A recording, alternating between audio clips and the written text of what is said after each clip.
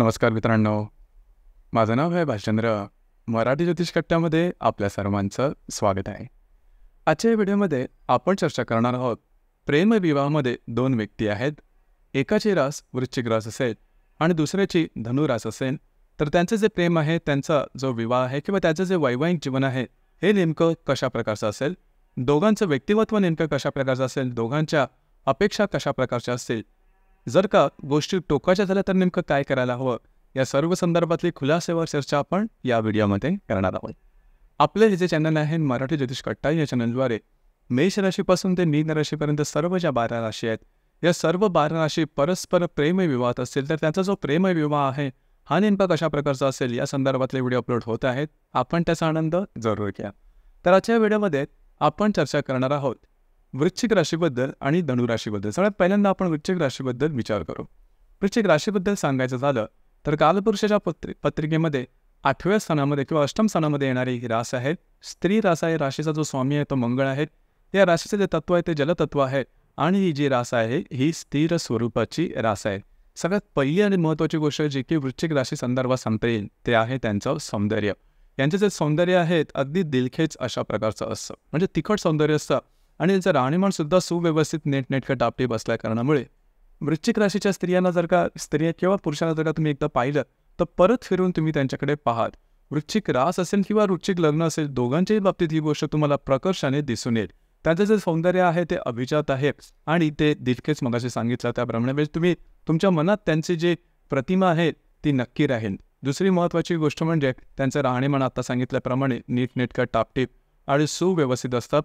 वृश्चिक राशीच्या व्यक्ती असतात थोड्याशा डिसिप्लिनसुद्धा असतात, सिक्रेटिव्ह असतात, म्हणजेच मनातल्या गोष्टी तुम्ही यांच्या जाणू शकणार नाहीत. गुपित राखण्यात हुशार असतात. अर्थात स्वतःबद्दलचं फारसं काही ते सांगत नाहीत, स्वतःबद्दलचं फार कमी बोलतात, परंतु दुसऱ्याशी कम्युनिकेशन करताना सुद्धा या ज्या राशीच्या व्यक्ती आहेत ह्या थोडंसं नेमकं बोलतील, विषयाला धरून बोलतील, उगाच वाहता नळ्याप्रमाणे बोलत राहणार नाही.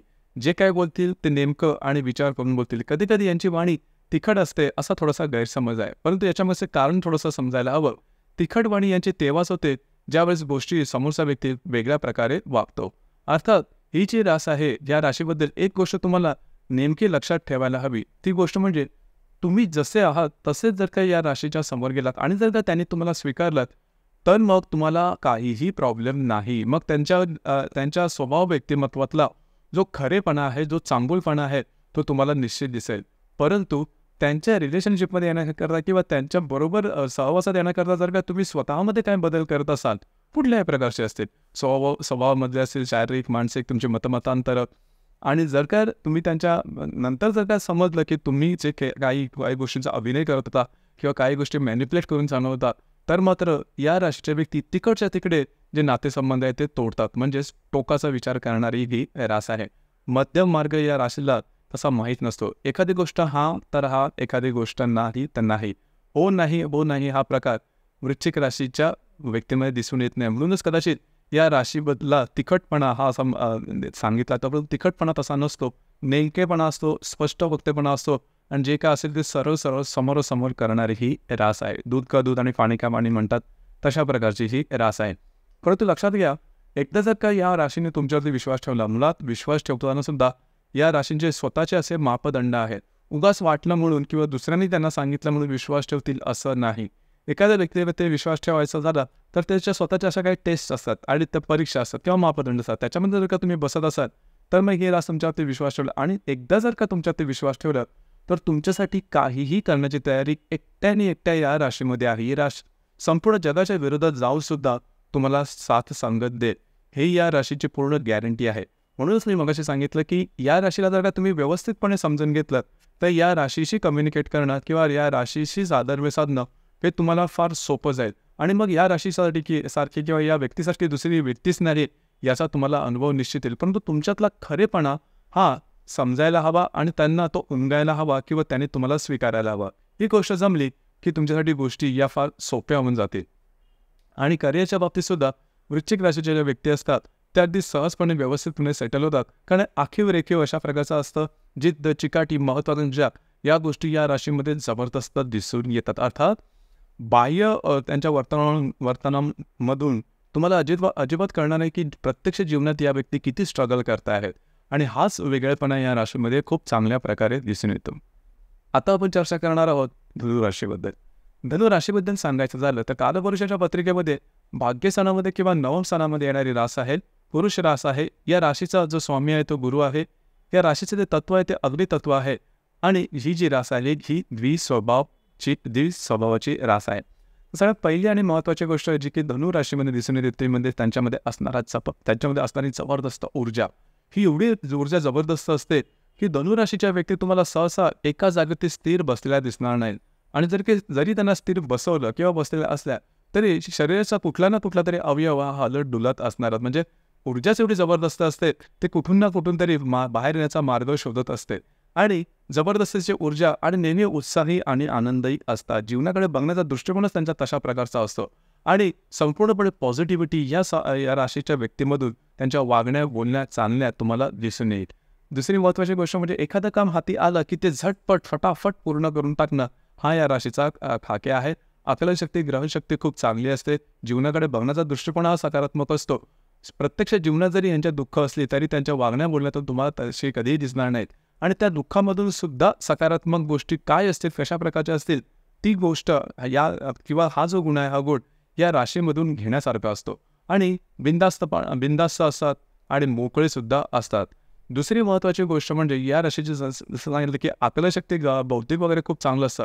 फक्त एकच गोष्ट आहे त्याच्यात थोडंसं काम करणं गरजेचं आहे. या राशीची निर्णय क्षमता थोडीशी कमी असते. म्हणजे एखाद्या गोष्टीचा निर्णय घ्यायचा नाही घ्यायचा याच्याबद्दलचा नेमका काही ते होत नाही किंवा फायनल होत नाही आणि बऱ्याच वेळा चांगल्या संधी हे गमावून बसतात. तर इथे थोडंसं लक्ष देणं गरजेचं राहील. ज्यावेळेस तुमची निर्णय क्षमता व्यवस्थित आहे त्यावेळेस कमिटमेंट येईल आणि कमिटमेंट येईल त्यावेळेस तुमचं लाईफ आहे ते डिसिप्लिन आहे. डिसिप्लिन आहे त्यावेळेस तुमचं लाईफ आहे ते सक्सेसफुल होण्याची शक्यता बऱ्याच प्रमाणात वाढते. तर इथे ही गोष्ट लक्षात घेण्यासारखी आहे. तर सुरुवात तुमची डिसिजन घेण्यापासून आहे. निर्णय क्षमता जर का तुमची नेमकी असेल व्यवस्थित असेल विचार करून असेल आणि त्याची जबाबदारी घेण्याची तयारी असेल तर तुमची जी रास बाकी सगळे गुण तुमच्या राशीमध्ये म्हणजे आर्थिकदृष्ट्या किंवा दुसरी महत्त्वाची गोष्ट म्हणजे शारीरिकदृष्ट्या आणि मानसिकदृष्ट्या जर तुम्ही व्यवस्थित आहात कारण शारीरिकदृष्ट्या तुमची जर असं खूपच चांगली असेल तर याच्याकडे जर का एक ते निर्णय क्षमता जर का तुमची व्यवस्थित झाली तर तुमची जी रास आहे ही जबरदस्त लिफ्ट घेते आणि पुढे सुद्धा जाते. वैयक्तिक संबंधासाठी सुद्धा चांगली आहे. धनु जी रास आहे घरापेक्षा घराच्या बाहेर रमते. इतरांना मदत करण्याकरता धावून जाणारी ही रास आहे आणि ही हाच या राशीचा गाभा सुद्धा आहे.